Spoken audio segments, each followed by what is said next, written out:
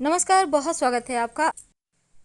देवोत्थान एकादशी, जिसे हम देव उठनी एकादशी भी कहते हैं। इस दिन भगवान श्री हरि विष्णु 4 महीने के विश्राम के बाद जगेंगे और यहाँ से शुभ मंगल कार्य शुरू हो जाएंगे। आप उनको मनाएंगे, उनके निमित्त व्रत भी रखेंगे, उनका विवाह भी करवाएंगे ताकि कन्यादान के इतना पुण्य फल प्राप्त हो सके। लेकिन भूल कर भी जाने अनजाने श्री हरि विष्णु को कुछ ऐसी वस्तुएं हैं जिनको अर्पित मत कीजिएगा, वरना आपको लाभ नहीं मिल पाएंगे। तो चलिए जानते हैं उनको कौन सी वस्तु नहीं अर्पित करना है, उनको उनकी पूजा कैसे करेंगे। देखिए, अगर आप देव उठनी एकादशी के दिन व्रत रखते हैं तो सुबह सुबह स्नान वगैरह करके निवृत्त हो लें। फ्रेश कपड़े पहनकर अपने आंगन में, छत पे या फिर अपने बालकनी में चौक बनाएं। इसके बाद भगवान श्री हरि विष्णु के जो चरण उसको बनाइए। कैसे बनाएंगे? देखिए, एक तो आप चावल को भिगो लें, उसको पीसकर उस घोल से बना सकते हैं। इसके अलावे आप चाहें तो अबीर गुलाल से भी बना सकते हैं और फूलों से सजाइए। अब चूंकि दिन में ही आपको ये करना है, तो शाम में आपको इस चरण पादुका को, जिस पर आपने पूजा पाठ करके रखेंगे, उसको ढक दीजिएगा डलिया से या आपके घर में जो भी बड़ा बर्तन है। तो देव उठनी एकादशी को रात के समय श्रीमद् भागवत कथा, पुराण वगैरह का श्रवण करना सर्वोत्तम माना गया है। इस दिन जब आप श्री हरि को जगाएंगे तो शंख, घंटा, मृदंग और थाल बजाकर उठाइएगा। और जब थाल बजाइएगा तो इख, जिसको हम गन्ना कहते हैं, उससे ही बजाइएगा, छोटा सा टुकड़ा लेकर। और फिर आप लोग मस्ती कीजिए, क्योंकि देखिए इस दिन उमंग का दिन है। तो इस दिन से देव दीपावली तक 5 दिन महापर्व के रूप में मनाया जाता है। जब आप देव को उठाएंगे तो बोलिएगा, उठो उठो वासुदेव, उठो उठो। कैसे करेंगे पूजा? देखिए, पूजन के लिए आप भगवान श्री हरि के अपने घर में ही, जहाँ पर आपने तस्वीर रखी है, वहीं पर आप उनको फूलों से और सजाइए, उनको आप पूजा पाठ कीजिए। इसके बाद आप फल, पकवान, अगर आपने लड्डू वगैरह है, बतासे, सिंघाड़े, गन्ना, ये सब चढ़ाइए और ढलिया से ढककर एक दीपक जला दे। भगवान श्री हरि के साथ पंचदेव पूजा का भी विधान है। और इसके बाद आप पुष्पांजलि दें।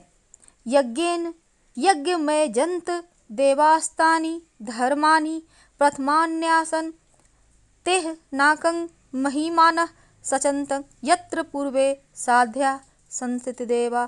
तो इसके बाद आप प्रार्थना करें। इयं तु द्वादशी देव प्रबोधाय विनिर्मिता त्वयैव सर्वलोकानां हितार्थ शेषसायनी इदं वतं मया देवकृतं प्रत्यय तव प्रभो न्यूनं संपूर्णतां यातु त्वत्प्रसादार्जनम्। इसके बाद प्रहलाद, नारद, पराशर, पुंडरीक, व्यास, अम्बरीश, सुख, शौनक आदि भीष्मादि भक्तों का स्मरण कर चरणामृत, पंचामृत का प्रसाद वितरण करें।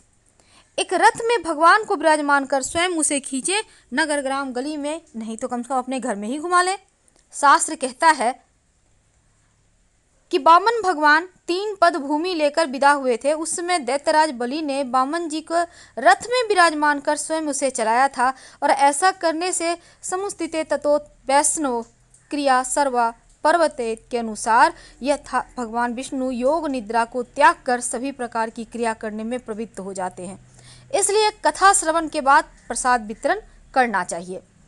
अब देव उठनी एकादशी इस बार प्रारंभ होगा 3 नवंबर 2022 की शाम 7:30 से और एकादशी तिथि समाप्त होगी 4 नवंबर 2022 को शाम 6:08 पर। और व्रत आप 4 नवंबर को रखेंगे और व्रत तोड़ने का जो नियम है, पारण समय, वो 5 नवंबर की सुबह 6:41 से सुबह 8:57 के बीच आप कर लीजिएगा। तो आप सबसे पहले जानते हैं कि इस दिन क्या आप भगवान श्री हरि को भूल से भी अर्पित ना करें। पहला है चावल। चावल आप अर्पित तो कर सकते हैं, पर हल्दी से कलर करके या कुमकुम से कलर करके। सफ़ेद चावल भूलकर भी अर्पित ना करें। दूसरा है कनेर का पुष्प, जो शिव जी को अति प्रिय है, कनेर। तो कनेर का पुष्प भूलकर भी श्री हरि विष्णु को अर्पित मत करें। और तीसरा है सफ़ेद जनेऊ, भूलकर भी अर्पित ना करें। पीला जनेऊ मंगा लें नहीं है तो हल्दी से कलर करके फिर अर्पित करें, नहीं तो आपको व्रत का पुण्य फल नहीं मिलता। तो जब आप नदी सरोवर में नहाएंगे तो अच्छी बात, घर में नहाते हैं तो नहाने के पानी में गंगा जल या पवित्र नदी सरोवर का जल डालकर ही नहाएं। अगर नहीं है तो तुलसी के पत्ते डालकर नहाएं, पर इस दिन तुलसी के पत्ते मत तोड़िएगा। अभी तो पौधों के नीचे तुलसी के पत्ते गिरे हुए भी आपको मिल जाएंगे, तो आप उसी को उठाकर पूजा करें। और जब आप तुलसी जी की शालिग्राम भगवान से विवाह करवाएंगे तो तुलसी के गमले में शुभ मंगल प्रतीक चिन्ह बनाएं। इसके अलावा तुलसी के हर एक पत्तों का श्रृंगार करें सिंदूर से। तुलसी के पौधे के चारों तरफ सजाइए और साथ ही उनको इक जरूर अर्पित करें। तुलसी के पौधे में शालिग्राम भगवान को पीले वस्त्र धारण कराकर स्थापित करें और उनका विवाह करवाइएगा। शालिग्राम भगवान को पीले वस्त्र और तुलसी जी को लाल वस्त्र अर्पित कर दोनों में 2 गांठें लगा दें और आप खुद से 7 परिक्रमा करते हुए उनका विवाह करवाएं और अपनी मनोकामना कहते हुए आप उनसे प्रार्थना करें कि जीवन के कष्ट मिटे। क्योंकि यहाँ से सकारात्मक ऊर्जाओं का प्रवाह होता है, तो अपने घर में हल्दी मिले हुए पानी का छिड़काव जरूर कर लीजिएगा ताकि शुभ मंगल कार्य आपके जीवन में होता रहे और मुश्किलें कम हो जाए। अगर जीवन में ज़्यादा परेशानी हो तब वैसे तो इस दिन पीपल के नीचे जल जरूर अर्पित करना चाहिए। 1 लोटा जल में थोड़ी सी मिश्री, मीठा जल अर्पित करने का विधान है, क्योंकि एकादशी तिथि पर श्री हरि विष्णु और माँ लक्ष्मी दोनों ही पीपल के पेड़ में निवास करते हैं। तो लोटे में जल, उसमें 1 चम्मच या 2-4 बूंद दूध, सफ़ेद पुष्प या जो भी आपके पास है लेकर जाएं। प्रेम से पीपल के नीचे अर्पित कर दें। ओम नमो भगवते वासुदेवाय कहकर संभव हो तो 7 परिक्रमा कर लें। अपनी मनोकामना कहकर आप पीछे आ जाएं। अगर कोई आप प्रयोग करना चाहते हैं तो बेशक इस दिन कर सकते हैं, पर सात्विक कीजिएगा, खुद की भलाई के लिए कीजिएगा। यह तो थी सिंपल तरीका जब आप उनको मनाएंगे, लेकिन शाम के वक्त 3 जगह दीपक जलाने का विधान है। पहला, पीपल के नीचे। ये दिया तीसी के तेल का होगा, क्योंकि कार्तिक के महीने में सरसों का तेल का दिया भी नहीं जलाया जाता, खाने में भी परहेज होता है, अगर आपके लिए संभव हो तो। नहीं तो सरसों के तेल के दीपक में 1 चुटकी काला तेल डाल दीजिएगा और दीपक जला दीजिएगा।